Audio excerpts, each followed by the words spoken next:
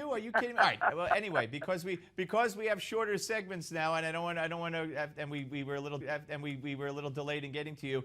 Right now, there's a press conference going on where they're talking about the death of Thomas Duncan from Ebola in Dallas and the possible second case out of Frisco, Texas, right by Dallas, from a person who might have had contact with Thomas Duncan.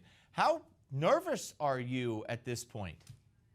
Well, it is the problem and the refusal to acknowledge the problem. In fact, he told everybody we didn't have anything to worry about. And at the time he was saying that, we apparently already had our first Ebola patient here. And so anyway, it is something to be concerned about. It's a deadly disease, and it needs to be taken seriously. This president seems to have trouble taking anything seriously, like whether it's Ebola, whether it's our border security, and nations rise and fall, but you have to have people that are charged with providing for the common defense actually serious about doing that.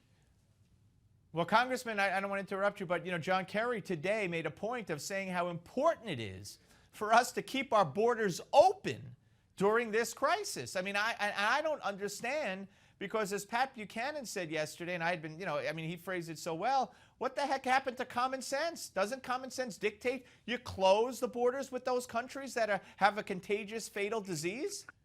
Well, countries that recognize that they have an obligation to protect their people, regardless of whether or not it's politically correct, have done just that. We used to have quarantines of serious diseases that would kill people, but this day and time, we don't want anybody to feel like they're being left out. So therefore, the Democrats, some of my Democratic friends, including this president, they feel like we want everyone to feel included. So let's don't quarantine, let's don't close our borders.